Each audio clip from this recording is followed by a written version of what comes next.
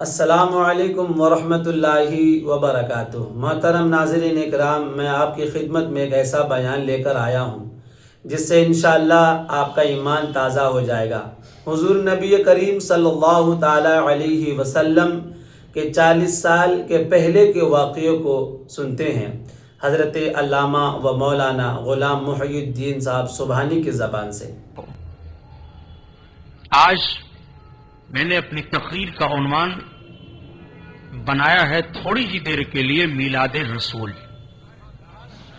آقا صلی اللہ علیہ وسلم کے میلاد ہی سے کائنات کا وجود ہے۔ میرے دوست، وہ مکۃ المکرمہ جو مکہ آج مکہ ہے، جس کو حرم پاک کہا جاتا ہے، جس مکہ میں کعبۃ اللہ ہے، اللہ کا گھر ہے، جس کی زیارت کے لیے دنیا کے گوشہ گوشہ سے، جس کا طواف کرنے کے لیے، جس کی چھاؤں میں اپنے رب کی عبادت کرنے کے لیے، اپنی جبین نیاز کو ٹیکنے کے لیے مسلمان مومنین حاضر ہوتے ہیں، وہ کعبہ ہے، جس کے تعلق سے اللہ کے رسول صلی اللہ علیہ وسلم نے ارشاد فرمایا کہ کعبہ پر جب پہلی نظر پڑے تو جو دعا مانگی جائے اس دعا کو رب تعالیٰ قبول فرما لیتا ہے۔ آج وہ کعبہ ہے جس کعبہ میں آپ ایک نیکی کرو تو 1,00,000 نیکیوں کا ثواب پاؤ۔ آج وہ کعبہ جس کی ہوا، جس کی فضا خوشبو سے معطر ہے، جو نیکیوں کا مرکز ہے، جس زمین کا حال یہ ہے کہ اعلی حضرت عظیم البرکت فرماتے ہیں، اے مسلمانوں، حرم کی زمین اور قدم رکھ کے چلنا، حرم کی زمین اور قدم رکھ کے چلنا، ارے سر کا موقع ہے، وہ جانے والے، وہ جانے والے، وہ کعبہ ہے۔ آپ ذرا کعبہ کو سمجھو، کعبہ کیا ہے؟ جس کعبہ پر نگاہ پڑ جائے تو جو دعا مانگو رب تعالیٰ اس دعا کو قبول فرماتا ہے۔ لیکن کیا مکہ کی تاریخ آپ کو معلوم ہے کہ جب میرے آقا صلی اللہ علیہ وسلم تشریف نہیں لائے تھے تو مکہ کیا تھا؟ مکہ میں کون سی برائیاں نہیں پائی جا رہی تھیں؟ مکہ میں زندہ لڑکیاں گاڑی جاتی تھیں، مکہ میں لوگ شراب پیتے تھے، مکہ میں بے حیائیوں کے اڈے تھے، مکہ میں قتل و غارت گری کا ماحول وہ تھا کہ اگر مکہ کے بازار میں چلتے ہوئے کسی کا قدم کسی کے قدم سے لگ جاتا تھا تو تلواریں نکل آتی تھیں، اگر کاندھے سے کاندھا ٹکرا جاتا تھا تو تلواریں نکل آتی تھیں، اور 70 برس تک صرف اس بات پر تلواریں چلتی رہیں، قبیلے کا قبیلہ تباہ و برباد ہو گیا کہ بازار میں چلتے ہوئے تیرا کاندھا میرے کاندھے سے کیوں ٹکرا گیا، تیرا پیر میرے پیر میں کیوں لگا۔ وہ مکہ ہے۔ مکہ کی وہ تاریخ رہی ہے کہ اگر کوئی یتیم ہو جاتا تو بجائے اس یتیم بچہ کی پرورش کر کے اس کی جائیداد پر قبضہ کر لیا جاتا تھا، چھین لیا جاتا تھا، اس کو غلام بنا لیا جاتا تھا، غلامی کی زنجیروں میں اس کو جکڑ دیا جاتا تھا۔ میرا قیام مکہ میں جبل کعبہ کے پاس تھا۔ جبل کعبہ کے پاس ایک بہت بڑا میدان ہے، آج اس میدان میں ایک سڑک بنائی گئی ہے، ایک برج ہے، پل بنا دیا گیا ہے۔ لوگوں نے بتایا کہ حاجی صاحب یہی وہ میدان ہے جس میدان میں زندہ لڑکیاں مکہ میں گاڑ دی جاتی تھی، مکہ کا وہ ماحول پایا جاتا تھا۔ لیکن آپ ذرا اندازہ لگاؤ، آج وہی مکہ نیکیوں کا مرکز ہے۔ آج اسی مکہ میں ایک نیکی 1,00,000 نیکیوں کا ثواب آپ کو عطا کر دیتی ہے۔ رب تعالیٰ ایسا کرم فرمایا، اور صرف عربستان ہی کا معاملہ نہیں پیارے، پوری دنیا کا جائزہ لے لیا جائے، پوری دنیا میں برائیاں پائی جا رہی تھیں۔ ہم اور آپ جس ہندوستان میں آباد ہیں، اس ہندوستان میں کم برائیاں اور بے حیائیاں نہیں تھیں۔ اس ہندوستان میں سگی بہنوں کے ساتھ شادیاں کی جاتی تھیں۔ اس ہندوستان میں عورتوں کو برہنہ کر کے ان کے جسم پر کپڑے کا ایک ٹکڑا بھی نہیں ہوتا تھا، اور بازاروں میں جانوروں کی طرح سے سودا کیا جاتا تھا۔ جوان لڑکیوں کو ان کے شوہروں کے استھانوں پر، مرگھٹوں پر پھونک دیا جاتا تھا۔ چنانچہ آج بھی راجستھان میں ادے پور میں ستی استھل موجود ہے جہاں نہ جانے کتنی لڑکیوں کو زندہ جلایا گیا۔ ہندوستان میں کم برائیاں نہیں تھیں، دنیا کا کوئی گوشہ ایسا نہیں تھا جو برائیوں سے بھر نہ گیا ہو. برائیوں کے بادل برس رہے تھے. ایسے انداز سے برائیاں پائی جا رہی تھی، زمین چیخ پڑی تھی، انسانیت سسک رہی تھی. ایک معبود کی عبادت کرنے کے بجائے لوگ نہ جانے کون کون سی چیز کو معبود بنا لیے تھے.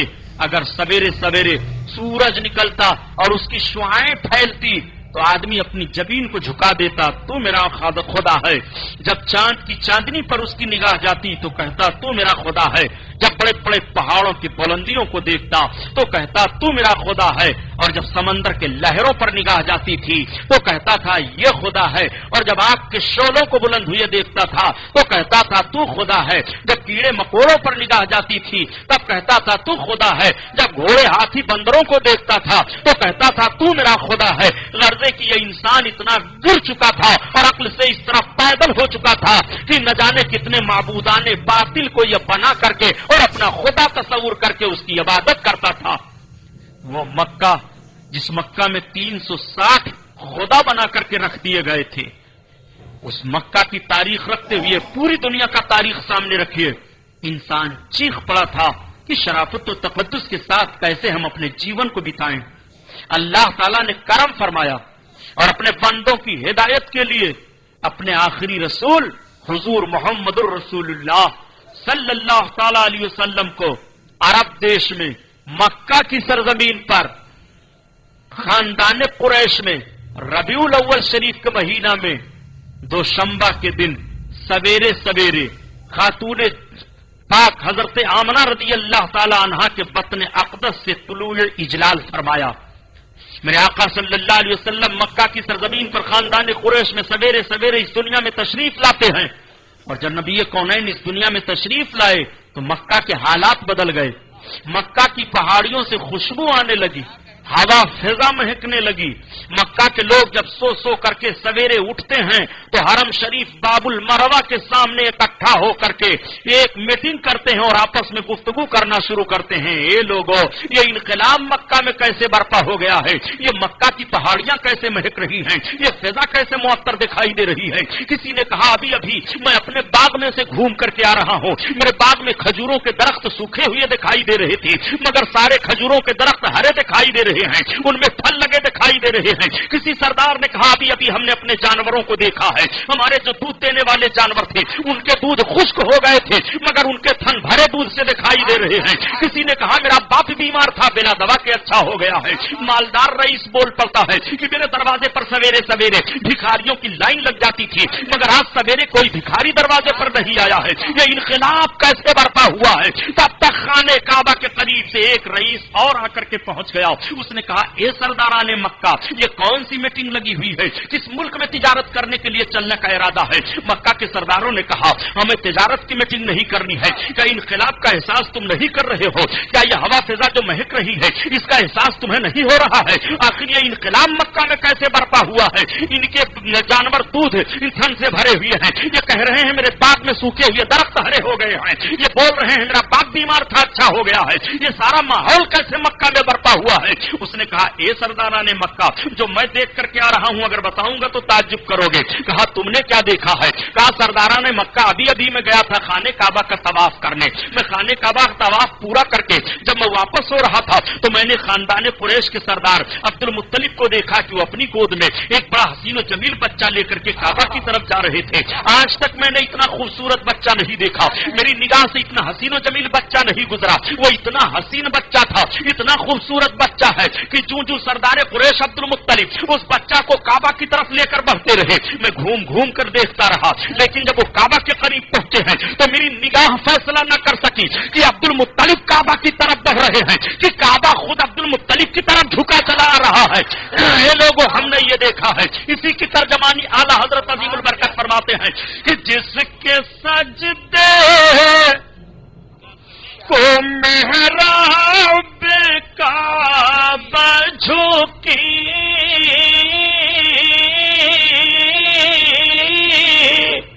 ان بھاووں کی لطافت پہ لاکھوں سلام لاکھوں سلام.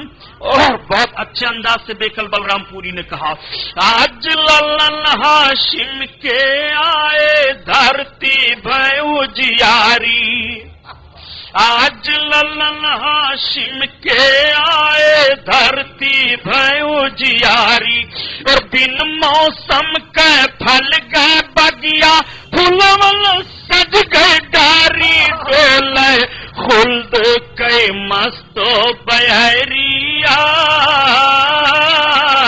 چدر مانور لٹاوے لاکھ، چدر مانور لٹاوے لاکھ۔ جیسے اس سردار نے یہ کہا، تمام سرداران مکہ نے کہا، ہو نہ ہو یہ انقلاب اسی بچہ کی پیدائش کی بنیاد پر ہوا ہو، چلو ذرا اس کو دیکھ لیا جائے، اس کی زیارت کر لی جائے۔ سارے سرداران مکہ کعبۃ اللہ کی طرف بڑھ رہے ہیں۔ سرکار کے دادا جان حضرت عبد المطلب اپنی گود میں سرکار کو لے کر کے خانہ کعبہ کا طواف کر رہے ہیں۔ خانہ کعبہ جھک گیا ہے، کعبہ کے اندر جتنے بت رکھے ہوئے تھے اودھے بل گر پڑتے ہیں۔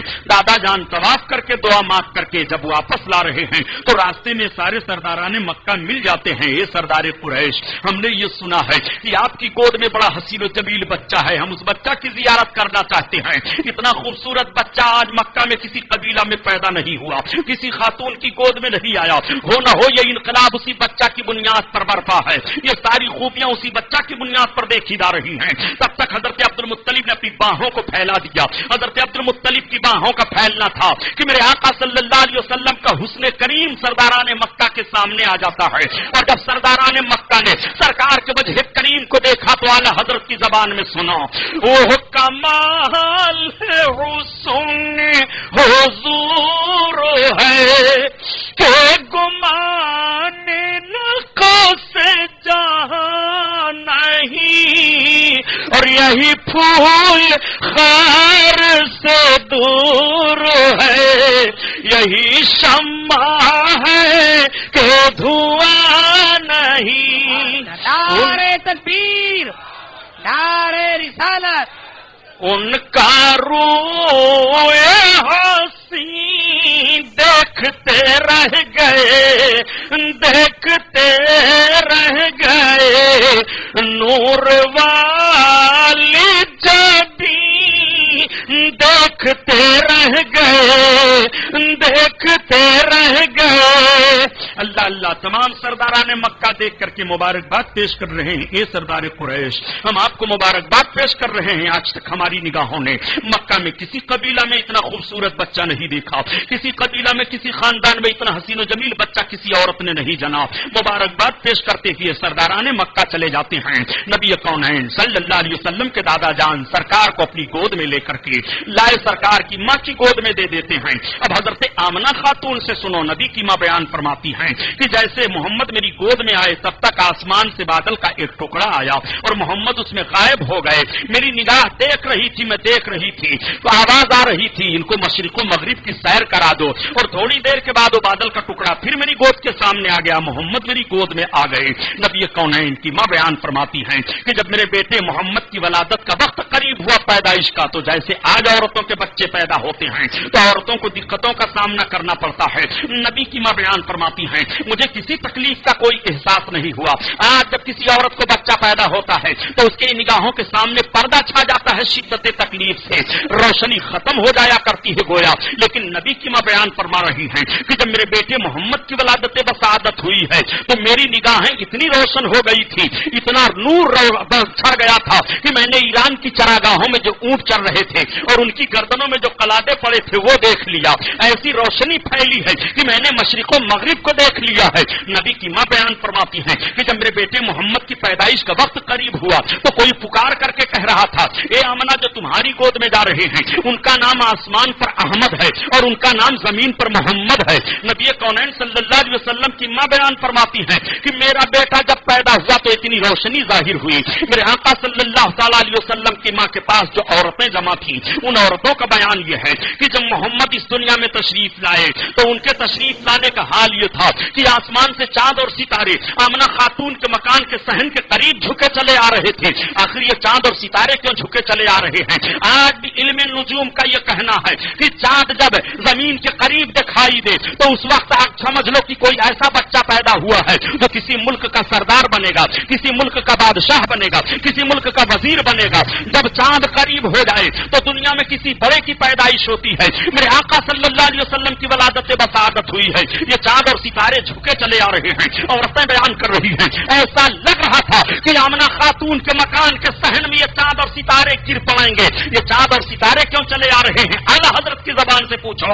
اعلیٰ حضرت عظیم البرکت فرماتے ہیں کہ صبح طیبہ میں ہوئی بٹتا ہے بڑا نور کا، اور صدقہ لینے نور کا آیا ہے تارا نور کا، صدقہ لینے نور کا آیا ہے تارا نور کا۔ علیہ وسلم کی ماں بیان فرماتی ہیں کہ جب محمد اس دنیا میں تشریف لائے تو ان کی ایک انگلی آسمان کی طرف اٹھی ہوئی تھی، اور جب اس دنیا میں وہ تشریف لائے تو ان کا سر سجدہ میں چلا گیا۔ میرے آقا صلی اللہ علیہ وسلم نے اپنی ایک انگلی آسمان کی طرف کیوں اٹھائی ہے؟ گویا میرے سرکار اشارہ کر رہے ہیں، اے دنیا والو خدا ایک ہے، اے دنیا والو مالک ایک ہے، اے دنیا والو زندگی اور موت دینے والا ایک ہے۔ میرے آقا صلی اللہ علیہ وسلم مقدس انگلی پاک کا اشارہ فرما رہے ہیں، اور میرے سرکار کی مقدس پیشانی سجدہ میں ہے۔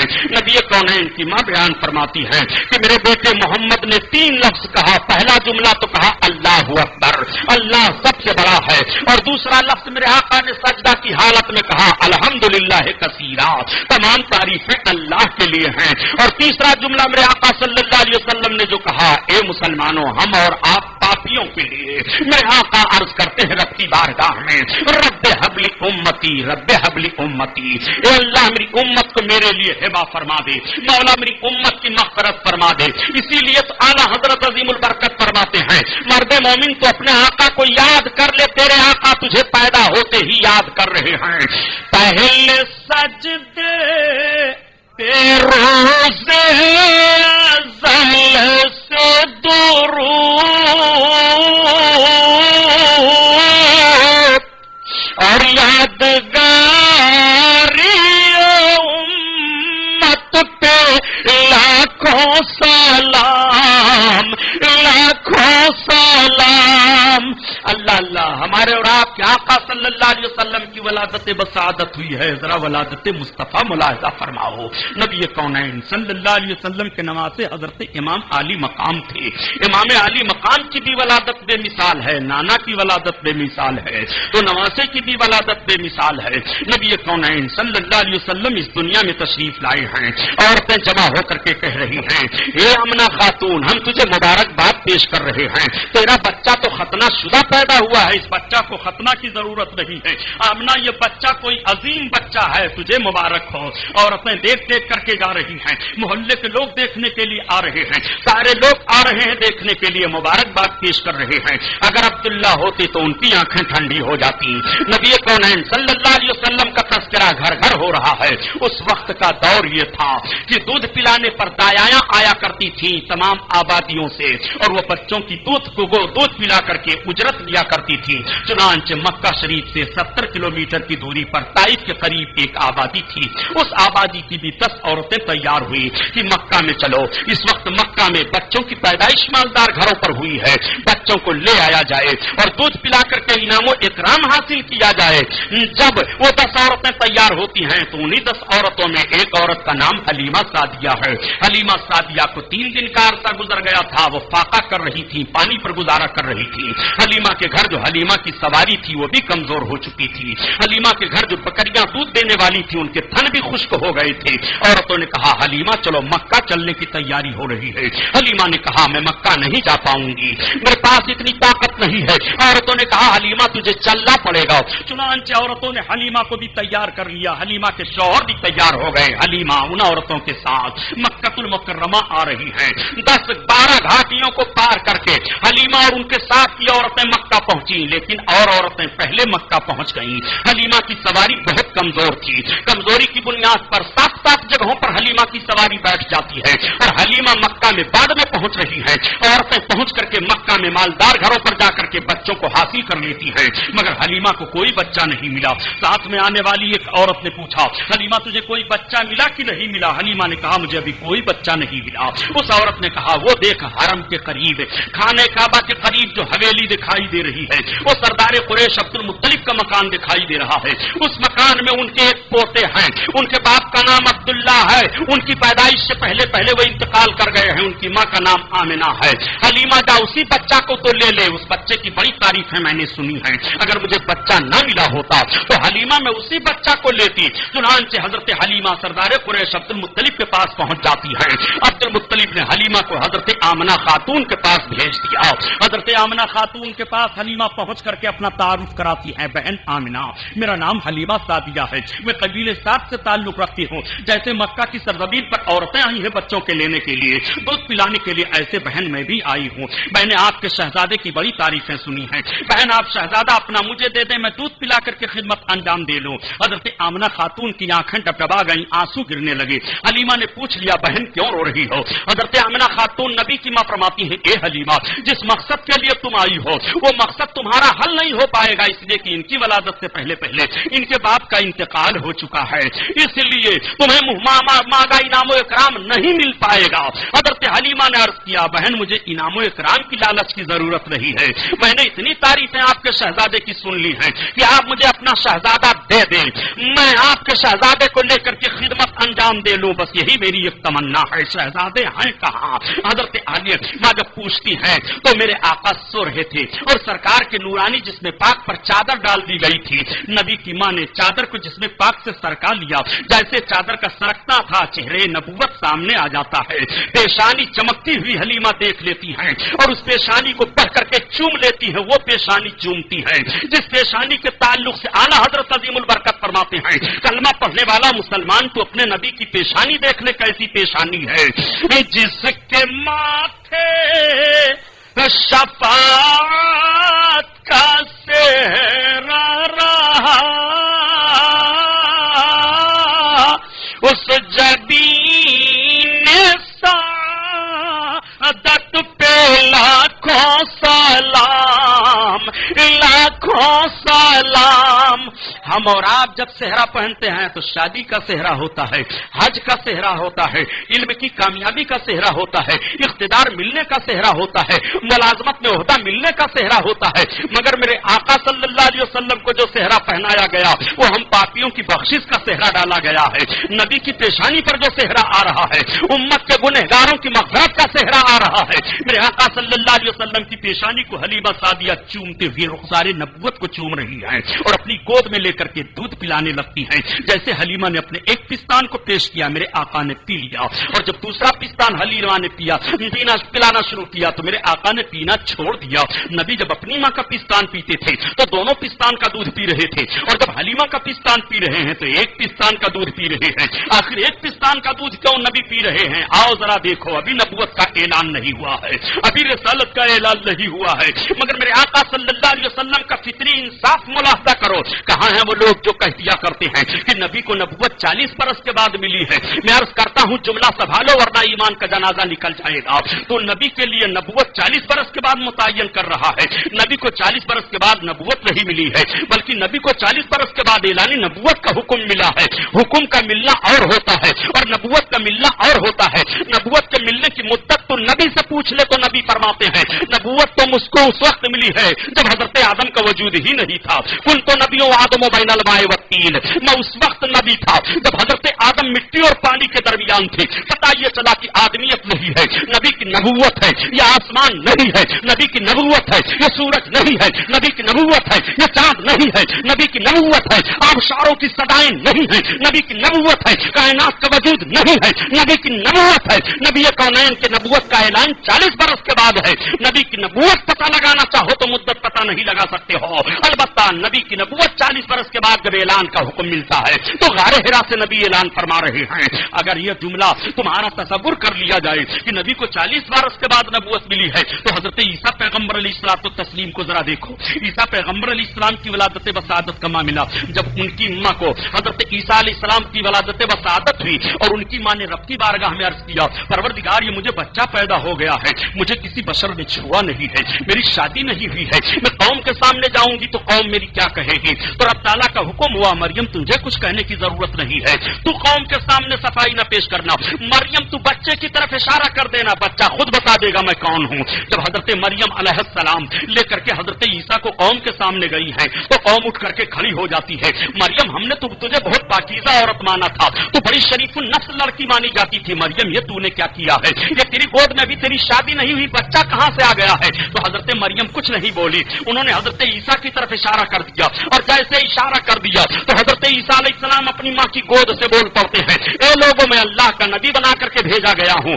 اور میں اللہ کا بندہ ہوں۔ حضرت عیسیٰ پیغمبر تو اپنی نبوت کو اپنی ماں کے گود سے اعلان کر رہے ہیں، نبی اپنی نبوت کو غار حرا سے اعلان کر رہے ہیں، تو میرے آقا تو سید المرسلین ہے، امام الانبیاء ہے، اسی لیے تو اعلیٰ حضرت عظیم البرکت فرماتے ہیں مرد مومن تو اپنے نبی کو سمجھنا چاہتا ہے کہ سب سے اعلیٰ ہمارا نبی، ہمارا نبی، اور سب سے اعلیٰ ہمارا نبی، ہمارا نبی، خلق سے اولیاء، اولیاء سے رسول اور رسولوں سے ہمارا نبی، ہمارا نبی۔ اللہ اللہ، آپ ذرا ملاحظہ فرمائیے، اب نہ کہنا کہ نبی کو 40 برس کے بعد نبوت ملی ہے، جب کہنا تو یہ کہنا نبی کو 40 برس کے بعد اعلان نبوت کا حکم ملا ہے۔ میرے آقا صلی اللہ علیہ وسلم حلیمہ کی گود میں ہیں، جب نبی اپنی ماں کا پستان پیتے ہیں تو دونوں پستان کا دودھ پیتے ہیں، لیکن جب حلیمہ کا پستان پیتے ہیں تو ایک پستان کا دودھ پیتے ہیں، اور ایک پستان ایک دوسرے پینے والے بچے کے لیے میرے آقا چھوڑ دیتے ہیں۔ اب حلیمہ کو یقین ہوا، اب حلیمہ نے سمجھ لیا کہ محمد جو صرف ایک پستان کا دودھ پی رہے ہیں اور دوسرے کا چھوڑ رہے ہیں، وہ جو دوسرے بچے کو میں پلاتی ہوں اس کے لیے چھوڑ رہے ہیں۔ یہ میرے آقا صلی اللہ علیہ وسلم کا فطری انصاف ہے، ابھی ماں کی گود میں ہے، حلیمہ کی گود میں ہے، مگر نبی کونین ایک پستان کا دودھ پی رہے ہیں، دوسرے کا دوسرے کے لیے چھوڑ رہے ہیں۔ اعلیٰ حضرت عظیم البرکت اسی کی ترجمانی فرماتے ہیں کہ بھائیوں کے لیے ترک پستا کریں اور دودھ پیتے کی نسبت پہ لاکھوں سلام، لاکھوں سلام۔ اللہ اللہ، حضرت حلیمہ سعدیہ سرکار کو اپنی گود میں لے کر کے بیٹھ جاتی ہیں اور نبی کی ماں سے کہتی ہیں، بہن آپ کا بچہ بڑا مبارک بچہ ہے۔ حضرت آمنہ خاتون فرماتی ہیں، اے حلیمہ تو میرے بچہ کو عام بچوں کی طرح سے نہ سمجھنا، حلیمہ جب میرا بچہ پیدا ہوا تو آسمان سے چاند اور ستارے جھکے چلے آ رہے تھے، حلیمہ جب میرا بچہ پیدا ہوا ہے تو کوئی پکار کر کے کہہ رہا تھا کہ ان کا نام زمین پر محمد ہے اور آسمان پر ان کا نام احمد ہے۔ حلیمہ جب میرے بچے کی ولادت بسعادت ہوئی ہے تو ایسا نور ظاہر ہوا، ایسی روشنی پھیلی ہے کہ میں نے ایران کی چراگاہوں میں جو اونٹ چر رہے تھے ان کی گردنوں میں جو قلادے پڑے تھے وہ سب میں نے دیکھ لیا ہے۔ حلیمہ سے نبی کی ماں بیان فرماتی جا رہی ہیں اور حلیمہ سرکار کی تعریفوں کو سن سن کر کے ان کی محبت بڑھتی چلی جا رہی ہے۔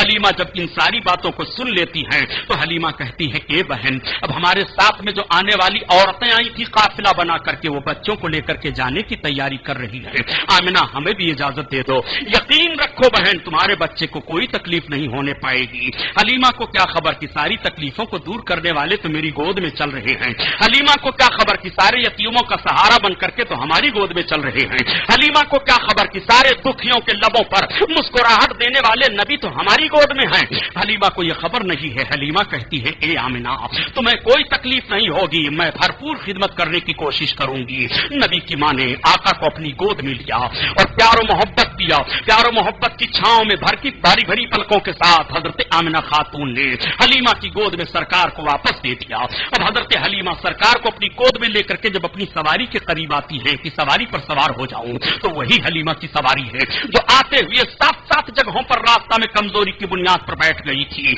अब वही हलीमा की सवारी, जब हलीमा सवार हो रही है तो तेज तेज भागती चली जा रही है और सारे काफिला के सवारियों से आगे हो जाती है और सारा रास्ता महकता चला जा रहा है। हलीमा के साथ में आने वाली औरतों ने पूछा, ए हलीमा, क्या तूने सवारी बदल दी है? हलीमा ने कहा, मैंने सवारी नहीं बदली है, अलबत्ता सवार बदल गया है। ये सरदार कुरैश अब्दुल मुत्तलिब के पोते मोहम्मद इब्न अब्दुल्लाह के चलने की बरकत है। हलीमा, क्या तूने मक्का में खुशबू खरीद ली है? मैंने खुशबू नहीं खरीदी है, ये मोहम्मद के चलने की खुशबू फैल रही है।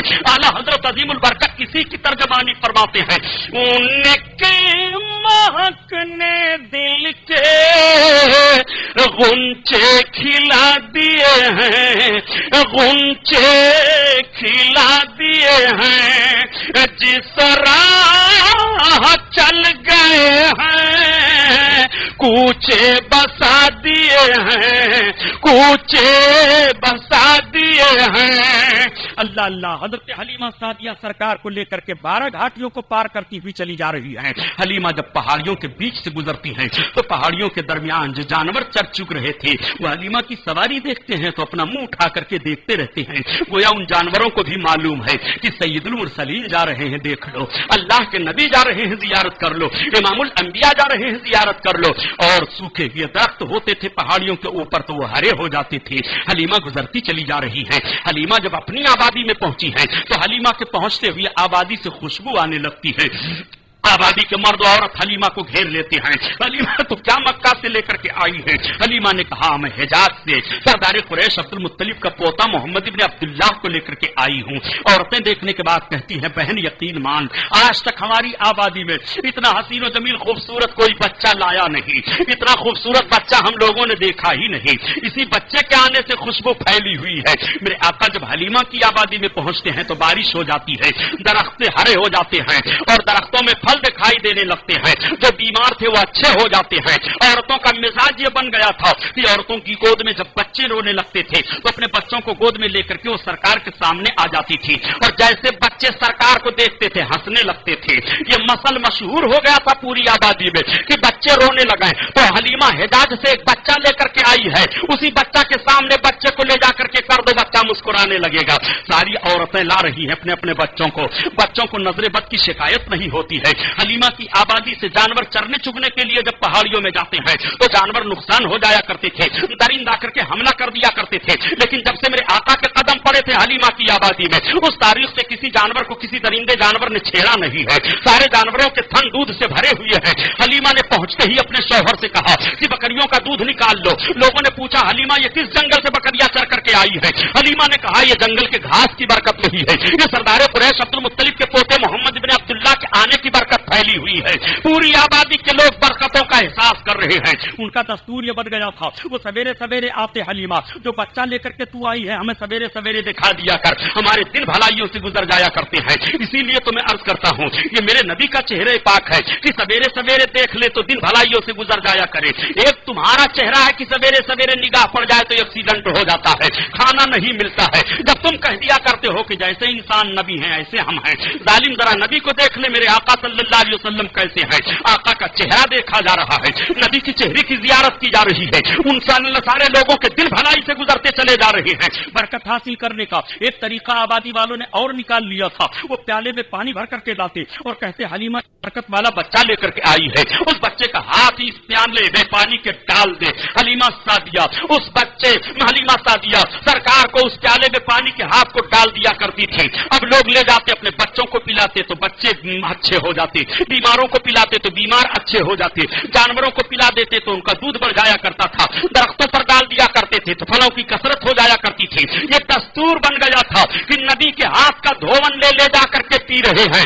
جب حلیمہ سعدیہ عاجز ہو گئی پیالے میں پانی کے سرکار کے دستے پاک کو ڈالتے ڈالتے، تب حلیمہ کو ایک ترکیب سجھائی دی. حلیمہ نے اپنے گھر کے دروازے پر ایک حوض کھود دیا، اس حوض کو پانی سے بھر دیا، اس نے سرکار کا پاؤں شریف ڈال دیا اور اعلان کر دیا اب جس کو محمد کے پاؤں کا دھون لے کر کے جانا ہو وہ اسی حوض سے پانی لے کر کے جایا کرے. لوگ اسی حوض سے پانی لے کر کے جاتے، بیماروں کو پلایا کرتے، پیسہ اٹھایا کرتے. اسی لیے تو اعلیٰ حضرت عظیم البرکت فرماتے ہیں مرد مومن تو اپنے نبی کی شان کو دیکھنا چاہتا ہے. جس کے تلووں کا دھون ہے بے حیات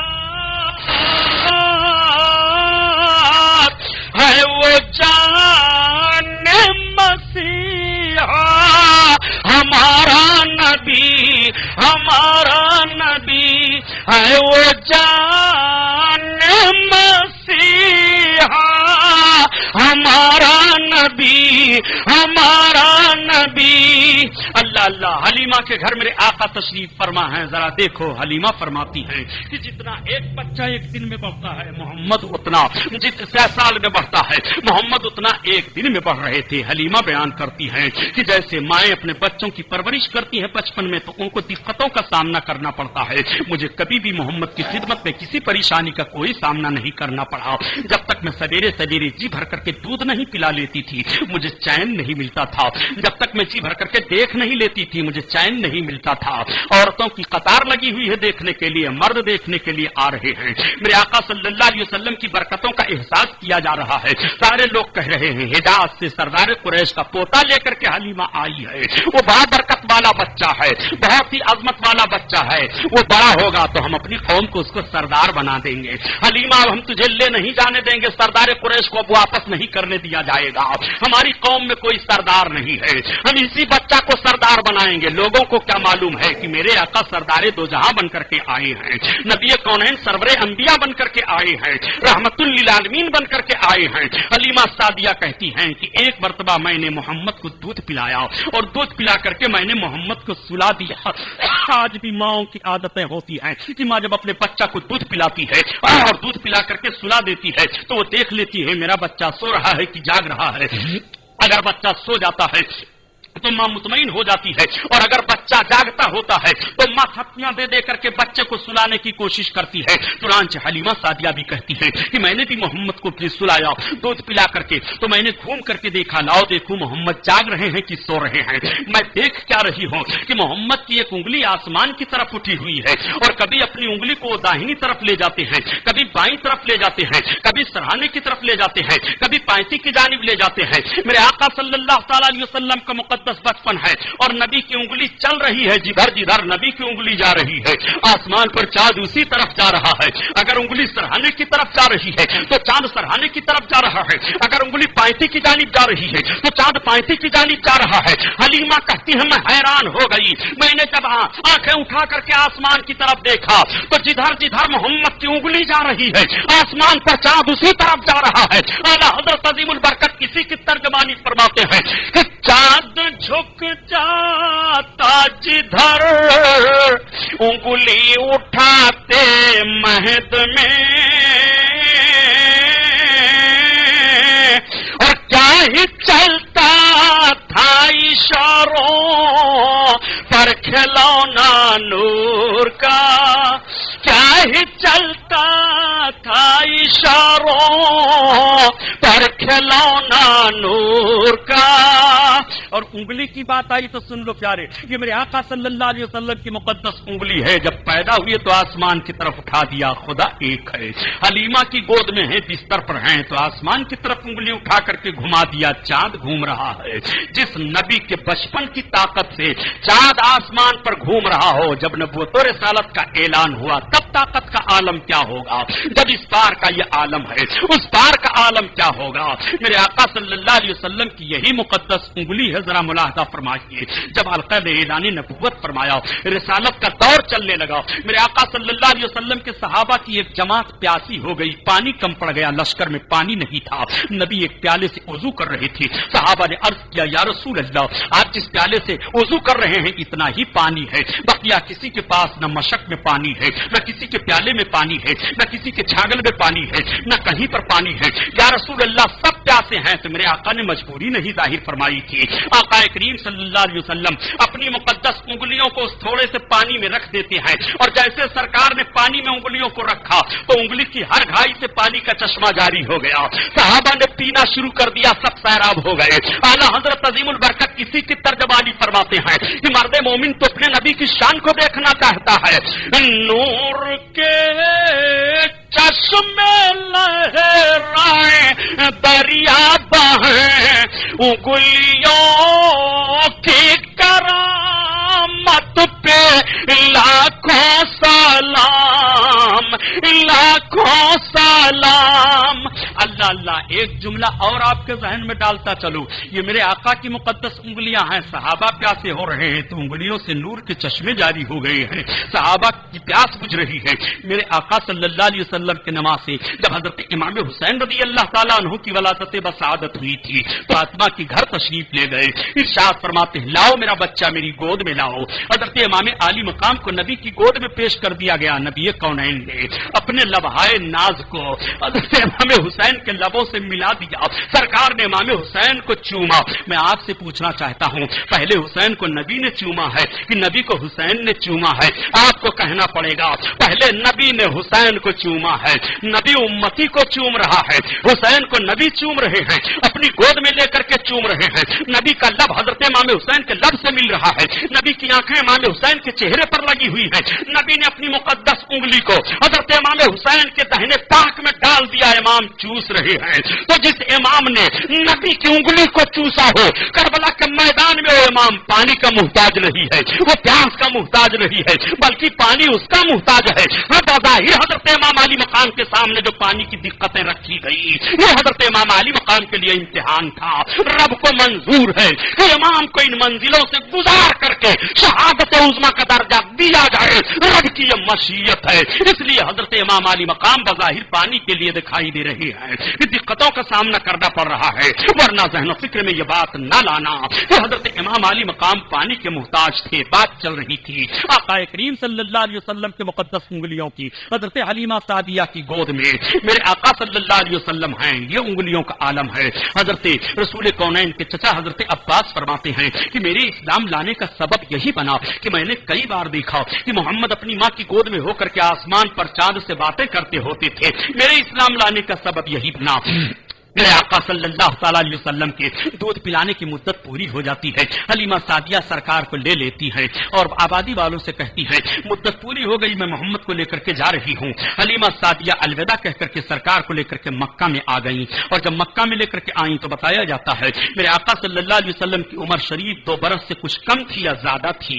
حلیمہ سعدیہ جب سرکار کو لے کر کے پہنچی تو مکہ میں وبا کی بیماری پھیلی ہوئی تھی، جیسے میرے آقا تشریف فرما ہوئے وبا کی بیماری دور ہو جاتی ہے۔ دادا جان نے اور دوسرے لوگوں نے مشورہ کر کے پھر حلیمہ سعدیہ کو سرکار کو دے دیا، حلیمہ ابھی تھوڑے دن کے لیے محمد کو تم اپنی آبادی میں اور لے کر کے چلی جاؤ، آبادی دیہات کی بڑی اچھی ہوتی ہے اور دیہات کی آب و ہوا بہت صحت مند ہوتی ہے، اس لیے حلیمہ تم محمد کو لے کر کے چلی جاؤ۔ حلیمہ سعدیہ پھر دوبارہ میرے سرکار کو لے کر کے اپنی آبادی میں پھر چلی آئیں، آبادی کے لوگ بہت دیکھ کر کے خوش ہو جاتے ہیں، پہلے تو افسوس کرنے لگے تھے حلیمہ تو کیوں لے کر کے چلی آئی تھی، ہم کہہ رہے تھے کہ ہم اپنے سردار اپنے آبادی کا سردار بنائیں گے، حلیمہ اب نہیں جانے دیا جائے گا۔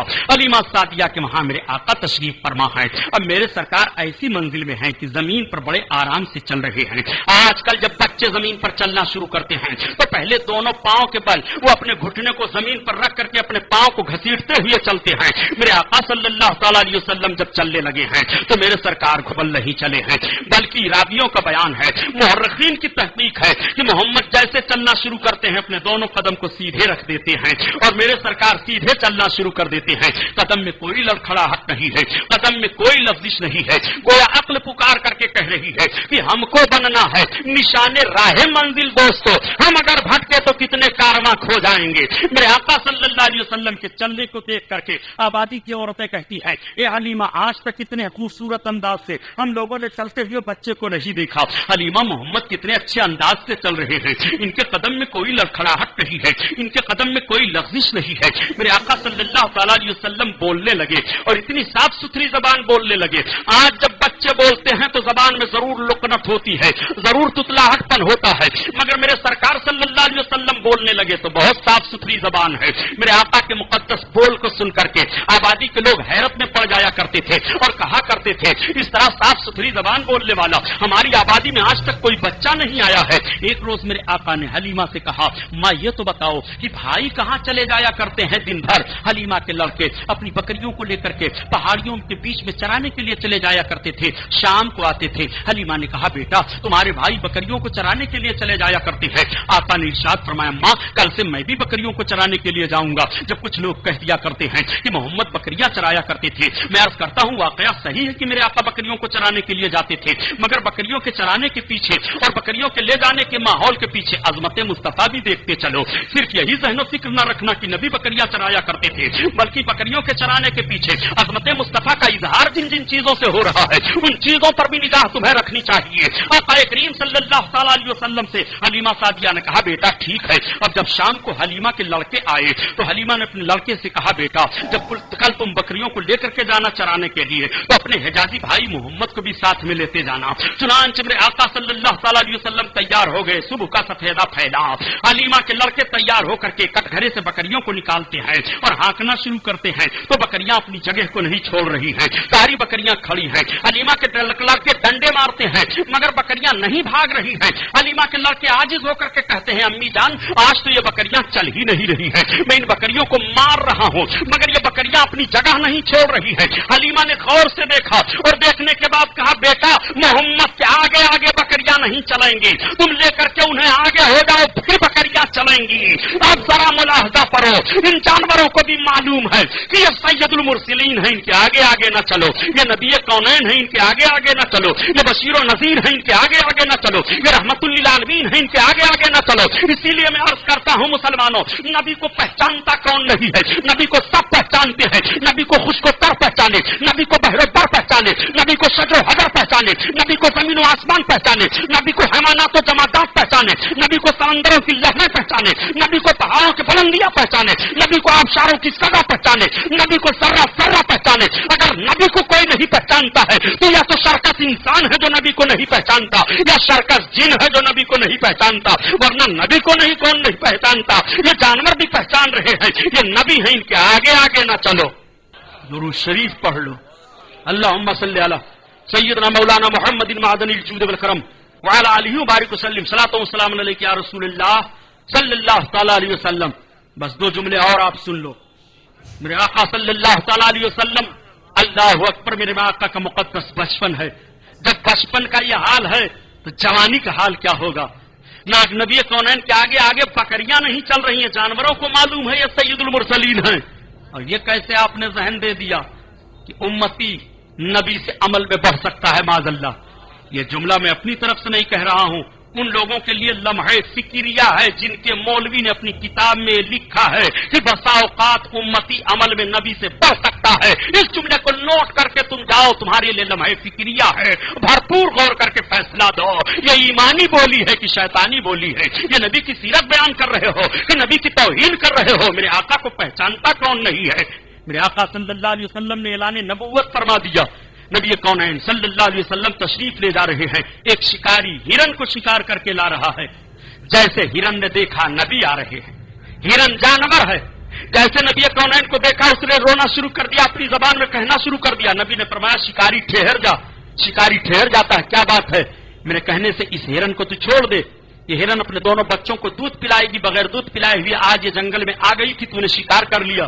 اس نے کہا، آپ تو ایسی باتیں کر رہے ہیں جیسی باتیں محمد کیا کرتے ہیں، اسے کوئی خبر نہیں کہ یہ ہم سے محمد ہی بات کر رہے ہیں۔